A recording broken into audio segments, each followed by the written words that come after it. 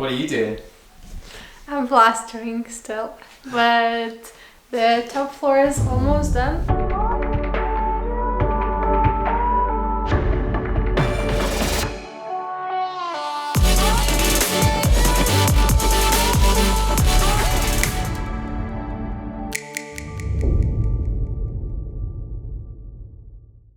In this vlog series, I am transforming an old 3-story house into an eco home while living in my van conversion.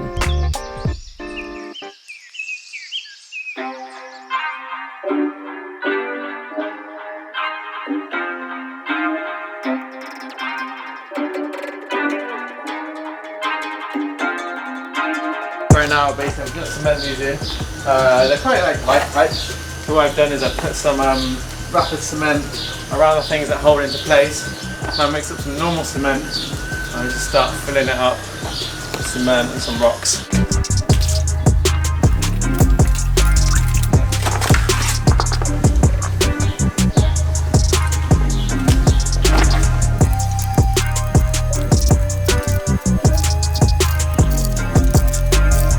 Now I just gotta cement a little bit on this side. Might as well fill in the wall a little bit, make it strong. Doesn't have to be like super flush. I find washing the rock in water first makes it a lot bloody easier to stick the cement.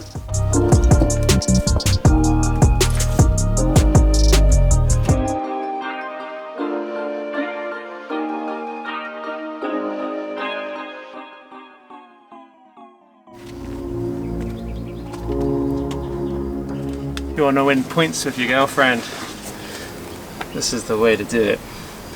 Garden steps.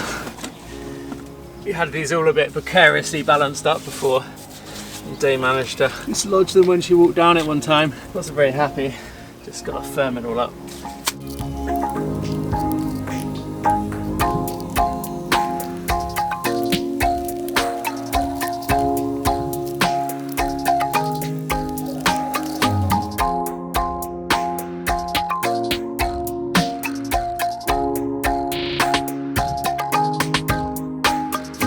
What I've done here is basically my first attempt at a rendering.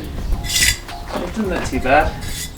I'll just come back now, just smooth it down a bit. I think it's going to be pretty good. Maybe I'll need a little touch up later. But for now, I'm happy with that. Not a bad start. I've got a lot of this to do in the house, so good to start learning kind of a beta and how to do it.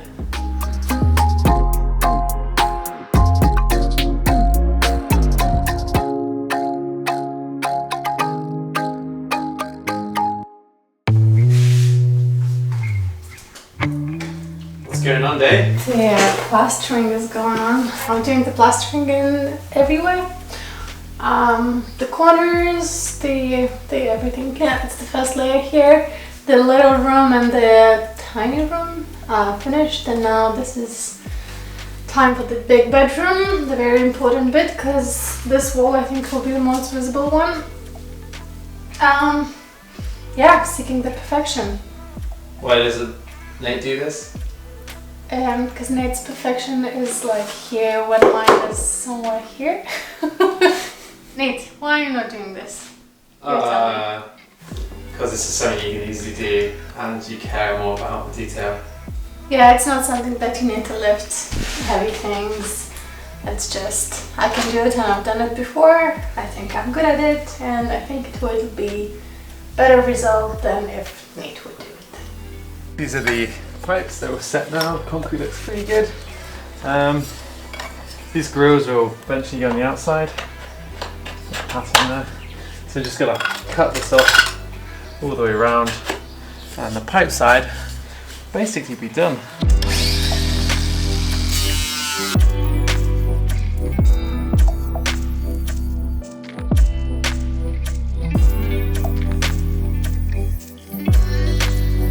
So right now I'm working on finalising the unit.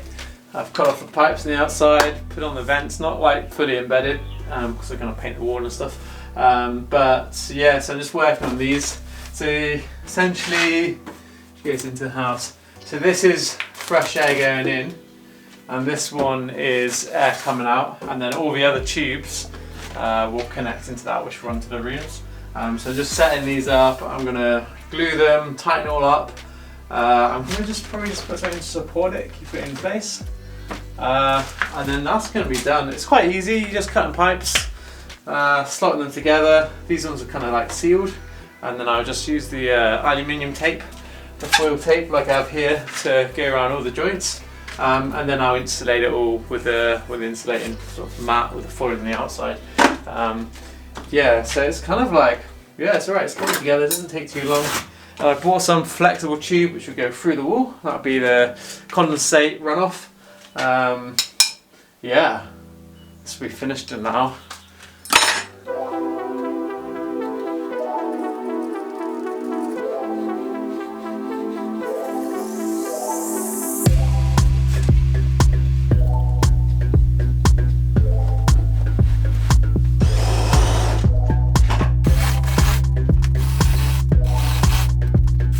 So today I've been sort of finishing off a lot of odds and ends. This is the waste pipes which comes from my, like, the overflow, so the pressure relief valve on the hot water tank, and also for the header tank there's a overflow pipe which will go into this one, and then goes into my main waste, which goes all the way down through the house. This is going to be the waste pipe which will do for the sink. This is in the bathroom, so this is the sink, and this is the hot and cold taps, ready to be connected once I've built a unit and things. So that bit's done. I've been doing some preparation for the shower tap, so just basically just put a raw plug in, boom, a couple clips on. I'm gonna have to fiddle around with this to kind of make it kind of project the right amount, so to just come through the plasterboard the right amount for the shower. So I've been getting that done.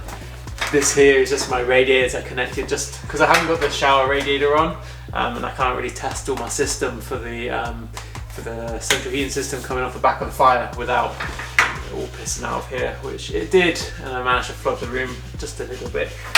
So basically you connect those together, then that's problem solved. And in here, it looks really complicated, but it's not too bad. Basically what I've done with this cupboard is just have it so that almost all the joints and taps are in this bit, which means if there's a problem I can just turn it off here. So this is the two downstairs hot taps, so they just have separate runs, which means only pipes are behind the walls, no joints, so hopefully less can go wrong.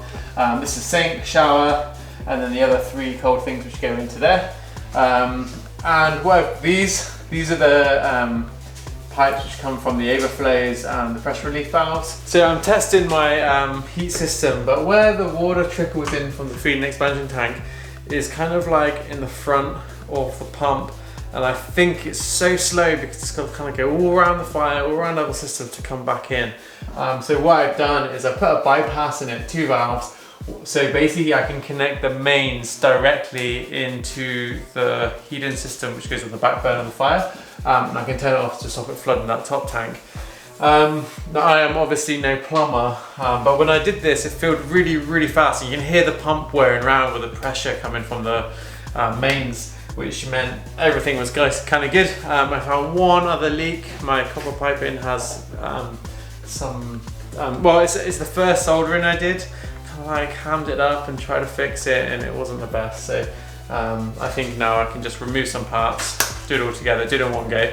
But I know that's the only places where I have an issue, and the mains pressure thing. So basically, with the mains pressure kind of bypass, it means I can use it just to charge the system. So if I have to drain all the radiators and things, and I want to just charge the system, I've got this in place. Turn that one off, turn this one on, fill it. I know when it's full because it starts piling out of the top, like the kind of the expansion pipe, and I kind of know it's all good. So a little maybe a workaround, but I think it's a good way to do it. Also, for plumbing future, this is going to be inside the wardrobe. This is the back of the bedroom. I've just made a flap. I'm going to just put a larger piece on this, and this removes, which means I can access the joints. So if I've got a problem, I can quickly identify it, because these are the joints which will be for the top part, the pipe through all the way through to the basement where it's accessible again, and almost all the rest of the joints are in that cupboard. So unless there's a joint which is exactly by the shower, by the sink, which has a leak or a problem, I can access all of my joints, and then it's just clean ones in between. So that's part of the plan to hopefully have an easier maintenance future. What are you doing? I'm plastering still, but the top floor is almost done, so it's cool. I left a little bit over there, the little tiny corner, and then I'm gonna do the corridor and it will be done. The whole top floor will be plastered for the first time, and then I'm gonna go sand in the little patriarchy room. I don't know if Nate already introduced what's a patriarchy room, but in this matriarchy house, he has a patriarchy room, which is great.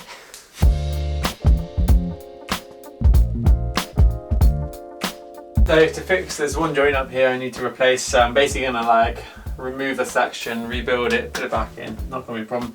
But to do that, I've got to drain the whole system. This is basically my low point of the system. It's powerful now, but then it takes ages for it to fully empty. So while this empties, I'm going to start working to finish up the heat recovery system. Yeah, it's really tedious waiting for this thing to do. So it just turns into a dribble, and the dribble takes forever. I'm just going to empty the bucket and then leave it go.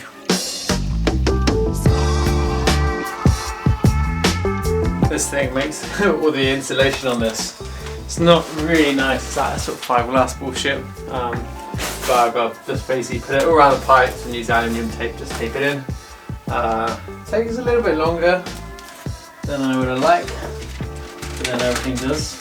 2 more pipes to go and then it's done. So that one's really small, so it won't take too long.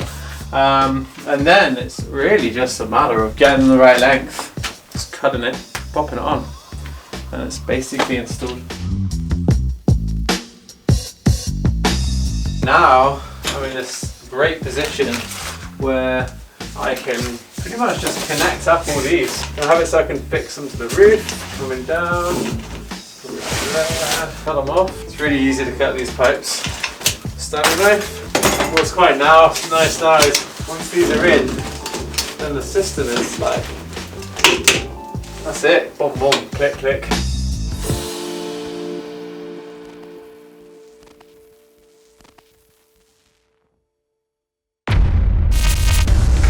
So finally, I can test my fryer.